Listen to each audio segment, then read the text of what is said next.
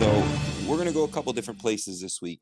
I'm not going to take a super deep dive into any particular game because, quite frankly, it seems like every time I do that, we get the opposite result. So, and we were right about Bama last week, but there's been a couple games where I've dove pretty far into, and there's just really no value into doing that and having everybody respond to that conversation and lose money on the deal. But we're going to talk about the NFL success we've had the last couple weeks, and I'm going to get into some reasoning as to what I think it has helped us with these NFL picks.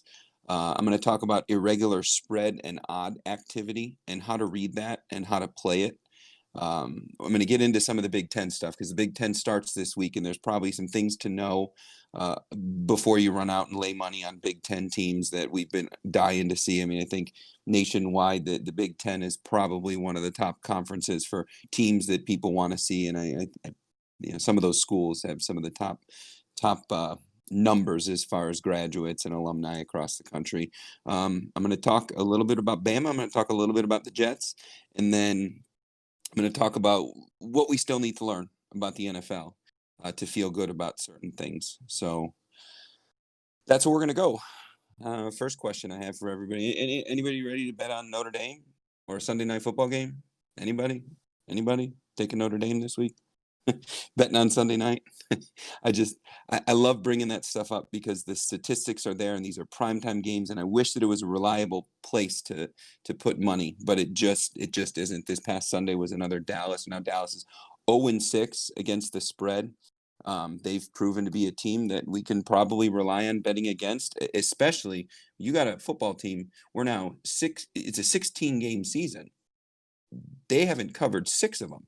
So really, 3 more no covers away from them having a winning record as a non-cover for the betters, if that even makes sense. But um, the NFL. Let's talk about this past couple weeks with the NFL because it's been great, and I wish that it wasn't coming off of an ugly college week because we were just about one pick away on college from having a really great overall week. But the last 2 weeks of the NFL, the record for the picks has been 8-3-1, and I'm going to get into what I think drives that. And I talk a lot about these no bet teams, and I talk a lot about the unsafe places to play.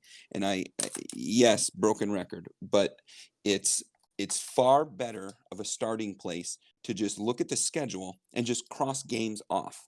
If you're trying to look at 16 games and then pick every single one of them, now you're going to find yourself debating which one you like better than the other, or you just can't bet them all. You can bet them all, but then the impact of a win isn't the same as when you reduce it down to 4 to 6 games. So what I do when you start off with the spread of games, and I immediately just cross off Monday, cross off Thursday, cross off Sunday. Done. No need. So now we're not looking at 16 games, we're looking at 13. Then well, and in this particular week, there's only 14 games because there's teams on a bye. But so for this week, good example, we've eliminated Sunday night, Thursday night, Monday night. We're down to 11 games that we're looking at. Well, then I've talked about how I feel about the NFC East in any matchups. And quite frankly, I think those NFC East teams at this point, each one of them should be on the no bet list. But we go NFC East. Well, there's 2 NFC East matchups this week. I believe that it's Philadelphia against the Giants. It's happening shortly after this call. So that's a double negative. It's a Thursday night and it's an NFC East matchup. And then we got Dallas against Washington, I believe is what those matchups are. So I crossed those games off. So now rather than looking at 14 games, we've eliminated 3, we've eliminated 2, we've eliminated 5. So now we got 9 games to look at. Where do we go from there? Still, if you wanted to bet 9 games, you're probably in a better place than if you were setting out to bet 14 or 16. But now I'm only looking at 9 games. Then where do you go? Well, then, the last couple of weeks, we've proven that you look at if a team has fired their head coach, that team is worth a hard look because we've gone 2-0 on those. So you look there. Well, there's none of that this week, so there's nothing to circle or take a deep dive into in that regard. Then you always take a look, and this week there's a couple examples of it. You look at good head coaches coming off a bye, or just teams in general coming off of a bye. I really like Seattle this week until they made it a Sunday night game, and I liked them for a lot of different reasons. But the main reason was you got arguably the best quarterback in football. You could line up 10 people, and I think most of those people would go with Rodgers, Mahomes, or Russell Wilson. But you're splitting hairs deciding they're all equally as good. But you got one of the best quarterbacks in football, one of the best coaches in football, coming off of a bye in a division game with a short spread. And I think that what Arizona did was a little overstated against Dallas. Again, I'm not going to break that game down because it moved to Sunday. I'm not interested in it anymore. But good head coach coming off a bye, that's the point I'm making. So immediately that game becomes circled. Then you take a look at big spreads within the division. I've talked about that. It burned us last week. I was completely wrong with that Jets game, and I'm okay with it. But the point still stands that anything over a touchdown within the same division, that's worth a hard look at the underdog and how that's going to break down in some history. And certain games I'll spend 4 hours looking at, like actually watching film as if I was a coach on some of these games. And then like I said, you eliminate 4 to 6 games, and then it becomes a little bit easier. And then you're looking at 8 or 9 games, and or we've already circled our two based off of the head coach change or the head coach coming off of a bye. And then the other one that's really good to look at, it's take a page out of Colin Cowherd. He always is advocating for anytime you have a well coached, capable team that gets embarrassed on the national spotlight or in a big game that loses, take a good hard look at them the following week. Green Bay, that's immediately look at Green Bay. That's why I picked them. They just lost a game. Aaron Rodgers threw two interceptions, and you knew on that first interception, it's like the scene from Rocky IV. He's cut, and you just knew that Tampa was going to win that game, and they sure did. So, but I don't think that's going to be a repeat performance for Green Bay this week. So you look at that, and so now just before digging in, we got 3 games that we already really like. Now I'm just digging into those games, looking for some supporting details on what's going on, and then I start to look at travel. Is there any East Coast, West Coast travel? Is the traveling team playing against a team that's going to be at home again for the second or third straight week? That typically gives me the answer there. So now we have 4 or 5 games that we are gonna dig into, and that's where we go. That's how I break down these NFL picks. And I know it's probably odd that I'm highly discriminatory against certain teams, but it's a good thing. It's a good thing to just take teams and eliminate them. Regardless of what it is, you can take a team and you just don't like the color of their jersey, and fine, put them on your no bet list. It's only going to make it easier. You've just eliminated options. On the college side of things, I think this week there's over 40 games. So within college, it's not that process of elimination is not as it's not as easy. It doesn't get us to as few games as it does in the NFL. In college, okay, there's Notre Dame. Well, we're not even going to look at that game. There's K-State. We're not even going to look at it. There's TCU and Oklahoma. Well, they play each other this week, so that doesn't help our cause when we're trying to eliminate games, because not touching those 2 teams, well, that's just 1 game rather than 2. But even still, you get into college, and then where do you go? And I think that's where it becomes easy to become a fanboy in college. It becomes easy to Coastal Carolina. I said it last week. That team, I really like them. What we need to learn about them, and what I need to learn about them, is how do they perform as a favorite? They're 6-point favorite this week. They've been dogs pretty much every step of the way, with the exception of one. And I need to see how that team performs as a favorite. And I'm not going to touch them for a couple weeks because I don't want to fall into that fanboy deal where I'm now wearing a Coastal Carolina jersey. But I mean that's where I go with it. Does anybody got anything they want to add or questions about the whole process of elimination and picking these NFL games that I follow?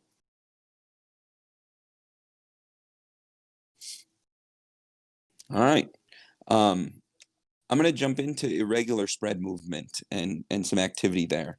And I posted in the group chat about take a look at this Carolina New Orleans spread and what what I'm looking at there. I'm not favoring one team or the other. I'm not there yet, but I am looking at that game. So when I looked at it, the spread was 7.5, and New Orleans was a 7.5 point favorite. And just for those of you that know, I'm not trying to be condescending. For those of you that don't, when you look at the spread minus 7.5, under it there'll be a number. It'll say minus 110. It'll say even. It'll say plus 110. That's the payoff. So you have your point spread that is what Vegas and the experts are saying is going to be the margin of victory or margin of defeat. But then underneath it, that's the actual pay. So on this particular game, New Orleans is a 7.5 point favorite, and it's even money. But when you look at the top, uh, Carolina is a 7.5 point dog, and it is plus one, or it's minus 125. What that minus 125 means is that on a $100 bet or a $10 bet, you're going to get $7.50 or $750 back for your 10 or your 100. Now, once it gets to 120, that's lopsided action. That just means that through the particular page that I'm placing my action, which I use Bovada, but on Bovada, most of the action is on Carolina. Well, if it gets up to 130, which it very rarely does, but when you see something get to 130 or 125, one of two things is going to happen, but more than likely, it's the spread is going to change because there's so much money taking the 7 points. That 7 points is going to drop. I'm sorry, 7.5. That 7.5 points is going to drop because it's minus 125. It's probably going to drop down to 7, and then at that point, New Orleans will no longer be an even money payout, which means 100 return on your 100. At that point, New Orleans will probably be a minus 110. There might be some people waiting for that to shift so that they can hit so they can take the 7 rather than the 7.5. I personally am looking for it to go to 6.5. That's a division game. Drew Brees this year is not a quarterback that I truly trust with spreads like that, but to the point I made earlier, they're coming off a bye. So that's why I put it on the radar. That's a good coach. That's an all-time great quarterback, and they're coming off of a bye week. So you would think they're going to be ready for this game, but back to the spread movement. So when you look through, you've done your homework, you've looked at all the different games, you've eliminated what you're eliminating, you got your list of what you're going to break down. Well, then look at where the action is. Look at where the action is. When I post these picks and I post -6, you go into your site and every site's different. All across Vegas, you can get 6.5 on a team, you get it 7 somewhere else. But take a look at the odds, and anything that's -115 and the other side is -105. Well, you see where most of the money is. But when you see anything in the neighborhood of 120, -120, you're going to see a shift in that point spread because there's a lot of action on one side or another. And with that, again, if you're a New Orleans better right now, if you are on New Orleans and you think they're going to win by 7.5, bet it now. Bet it now because it's an even money payoff. If you wait and whatever that dollar amount is gets laid on Carolina and that thing moves to 7, you've now lost your even money payout. You're now looking at a -110 payout. And I would stay with that. Take a look for that type of activity and shift almost in all college games and all NFL games. There's some value there if you like the team as is while it's a good pay. Carolina, if I felt like Carolina was going to cover the 7.5 and I wanted to play them, I wouldn't, because the payoff is going to offset the dollar payoff percentage of our portfolio for the week. I don't really have a use for a 80% return on the investment. That now is a much smaller impact when we win it. I want -105, even money all across the board, even money payouts. I'm not really interested in a -120 payoff. You can take a -120 payoff in the middle of the game if something shifts and you need to cover yourself. If you're we'll just stay with this Carolina New Orleans. If you like Carolina and New Orleans is clearly going to win the game, there's no problem. Switch mid game. Like switch mid game. If you're betting even, if you're betting the $10, we'll just keep the $10. Uh, you put $10 on Carolina. New Orleans jumps up 21 to nothing, or you feel that that's going to happen. Who cares? Bet place another investment for the same dollar amount. So at minimum you break even, and then start looking for your New Orleans team over 13 and a half in the first half if you feel like that's going to happen, or total team over under. So now you've covered yourself. You're no longer going to lose on that bad Carolina bet. You've broken even because you laid a New Orleans bet. Well, now look for one or two more and win that game. Don't just walk away from it. This pick sucked. I really wish I hadn't done that. You have live action to cover you. But um, is everybody good on the spread movement? I mean, it's kind of like the unusual option activity and how to read where it's going to go, and it's going to affect what puts or calls we're buying today. Just we all look at that unusual option activity, and it's supported. So, is anybody got questions on that? All right. Are there questions on the page that I could hit before I get into what's next?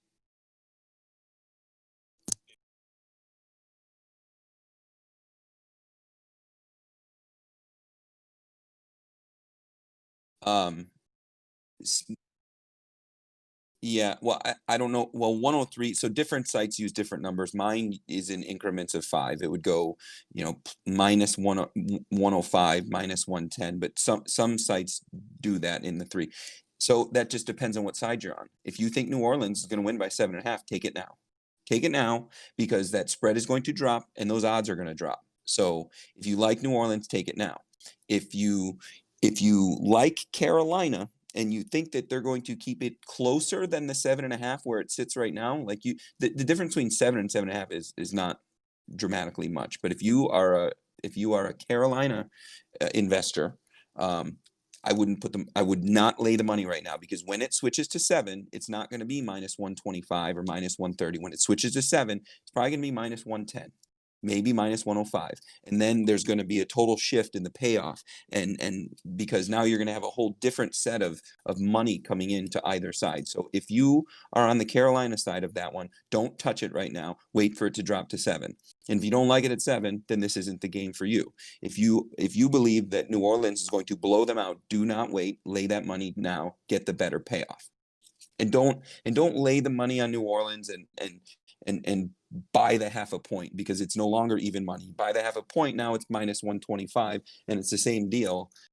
It just on the favorite. You've now given up the good odds.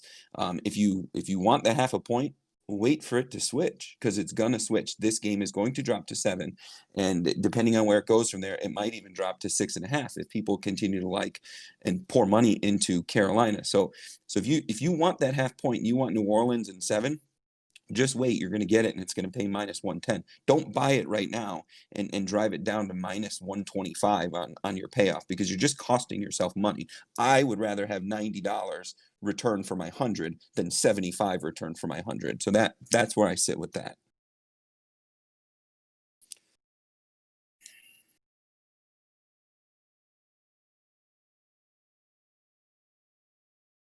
Limit is in terms of how much I'm willing to play. Uh,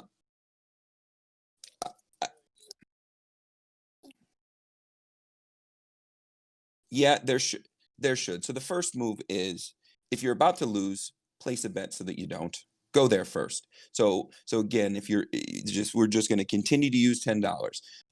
If you are betting $10 on Carolina, and that's about to not happen, the next $10 bet you make is going on New Orleans. And if you win both, or if I'm sorry, if you lose one, win one, you're even. Look for uh, the next piece of action, and it's $10. Look for the next one, and it's $10. And you just keep it the same. So now, instead of investing in NFL games this week, you have essentially, but you can go 5 times in the same game. So you can take one game and walk away from it. And I'm 4-1 now on the New Orleans Carolina game. But going into it, I had absolutely the wrong pick.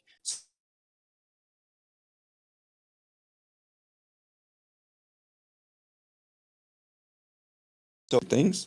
Um, so you can go 4-1 in that game, and you take it back to the total for the week. We got 5 games bet. If we go 5-0, but I went 4-1 on another game, well, I'm 9-1 for the week. So you have to find your own limits. The only limitations I truly put on it is that I keep those investments the same dollar amount all across the board for the entire week, or whatever strategy I set up. I mean, I've done Saturday, uh, Saturday dollars, and then treated Sunday like its own portfolio. But whatever you're doing, keep it the same so that when you win, you win. When you lose, you lose the same amount.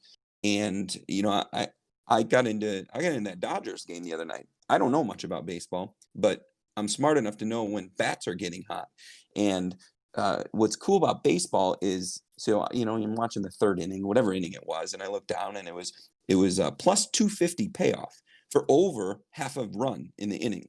So I mean, this was just fun to me. So I threw $20 at it. Well, that $20, what does it return? I just made $40 off that. So at that point, why not bet another? I'm already a winner. Um, but the same dollar amount. So I just kept chasing it, and I won. I think it was 11 different pieces of action, $20 at a time, with all these foolish little ones. So you got to feel it out. There's some games where you're just trying to cover yourself and get out of it. You're just trying to find one win and get out of it, so that you now can feel better about the whole spiel for the week. But then there's other games where, God, it's like Wolf of Wall Street. The only problem you'll have is that you didn't buy more, and you could just keep throwing. You just keep throwing cash at the game, and it just keeps giving it right back to you. Tampa was one of those for me this week. I had Green Bay going into that Green Bay Tampa game, and I switched gears not even 5 minutes into the game, and I went 9-2 on that game alone.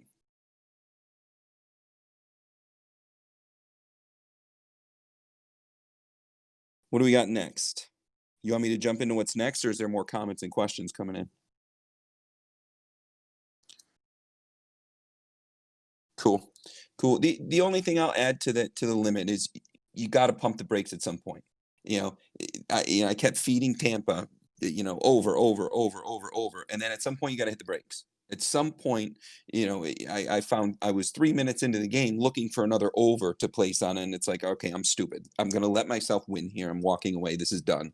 I'm gonna do a shot, take a sleeping pill, and I'm done for the night. So you got to pump the brakes at some point, but you will find those games where you just keep throwing money at the same deal. And once you get to where you've won 3 bets on the same game, why not do another one? You're a winner.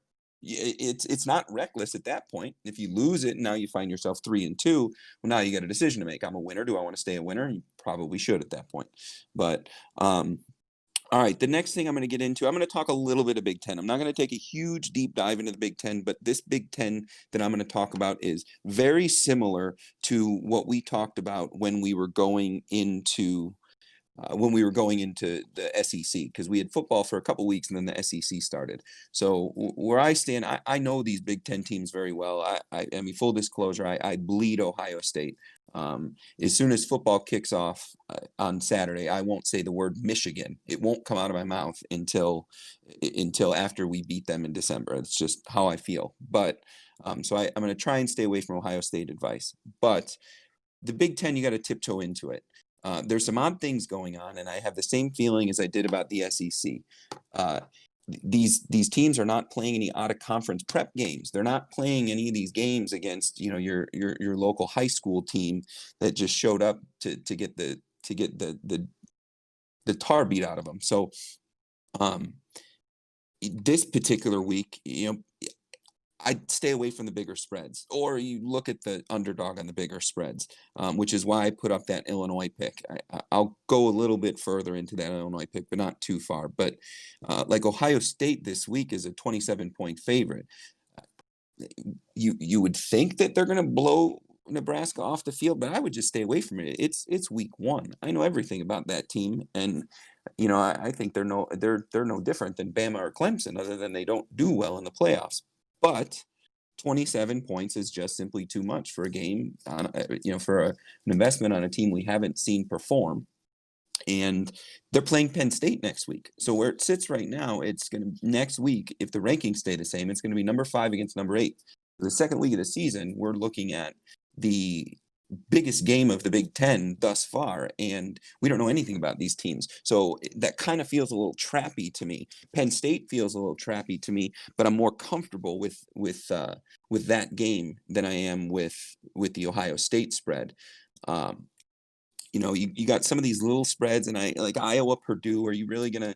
It's the same comments that I made last week about Auburn and South Carolina, and it's just I'm not going to take a deep dive into Iowa and Purdue. I'm not interested in those teams. Iowa is typically not very far away from my drop dead list. They're just an odd team that doesn't really play anybody, and they win when they shouldn't. And the Michigan Minnesota game, that one I put that up because I think that that's a very safe place to put money. Talking out of the other side of my mouth, a Buckeye fan is going to be cheering for Michigan this weekend, but um, you know they should have no problem with Minnesota. I don't know why that spread is 3 points. Jim Harbaugh is coaching for his life this year. This is his last season. It's the last season of his contract. So I think it's going to be very interesting to see how he coaches. But this right here, game 1, is going to be a tone setter for them, and they really they should have no problem with Minnesota. But the larger spreads, I lean towards the dog. But be careful with the Big Ten, because there's a couple games that feel a little bit trappy, and they're only playing against each other. And as we've seen in the SEC, LSU came out and lost. Georgia's already lost, and it's because they're playing against each other and they're not playing against soft teams. So I'm not saying the Big Ten goes on the no bet list. I'm just saying do your homework before you go into the Big Ten. I mean, with the Ohio State game, if you wanted to play something, because it's going to be a fun one to watch, I would look at the team over for the first half, because I think that they pumped the brakes hard, probably mid third quarter in that game, and Nebraska will probably put some point. I think that one has the potential to be a backdoor cover. I went with Illinois because it feels very safe. It's just very basic reasoning for it. Wisconsin is replacing their starting quarterback, their starting running back, and their starting wide receiver. They got a handful of returners on defense, but I look at Illinois, and I'm not an Illinois fan, and I'm probably going to put that jinx on it if I talk too much about it. But Illinois, Lovie Smith is a defensive head coach. He's a Super Bowl head coach. He won a Super Bowl as a coordinator with the Rams. He was in a Super Bowl with the Bears, and almost in a second one. So I mean, this is a man that knows how to coach defense. They've had 9 transfers in the past year and a half into that program. And I'm not talking about, run of the mill walk on weirdos. I'm talking they've had 5 3-stars and a 4-star transfer into that program. So he's and not just from no name places. I'm talking transfers from USC, Miami, Michigan State, Mizzou, transfers from legitimate programs. So these players were recruited as full scholarship 3-stars and 4-stars. So Illinois is a very scary team, and they beat Wisconsin last year when Wisconsin had their 3-headed monster coach, running back, wide receiver. So that's why I went with Illinois. That one feels safe, but be very careful with the Big Ten. I'm just gonna roll right through these next couple things.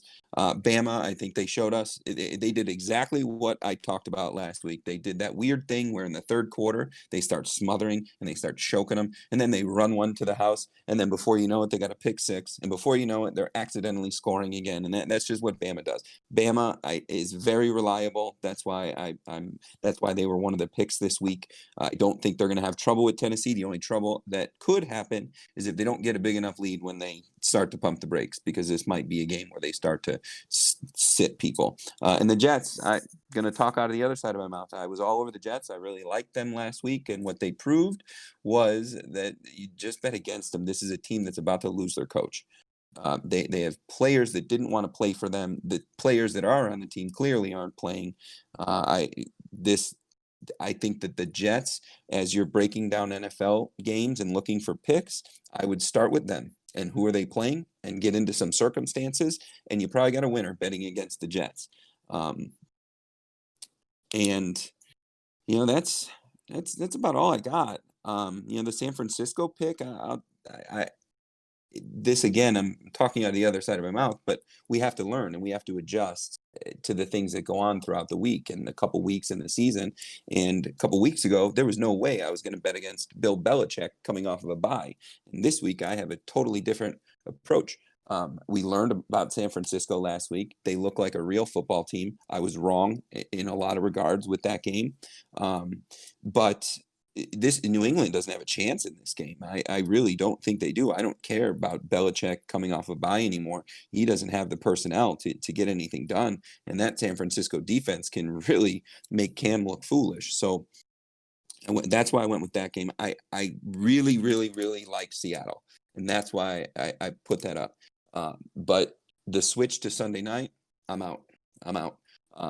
The Sunday night is just too risky. Last week was another example of what kind of malarkey takes place on Sunday nights. It's not a safe place to put your money. I would not recommend it. That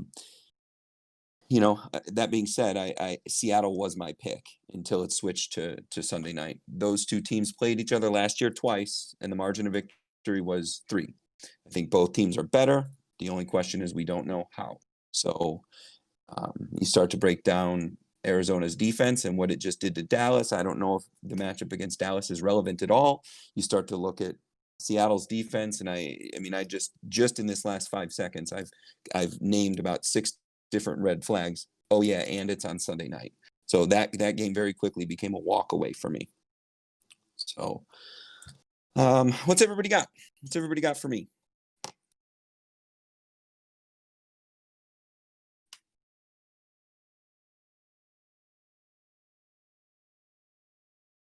Cool.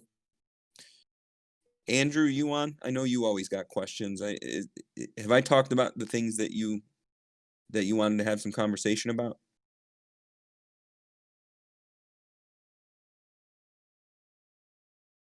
All right. Well, we're 30 minutes, so I can call it good at this point. I think that was a lot to take in.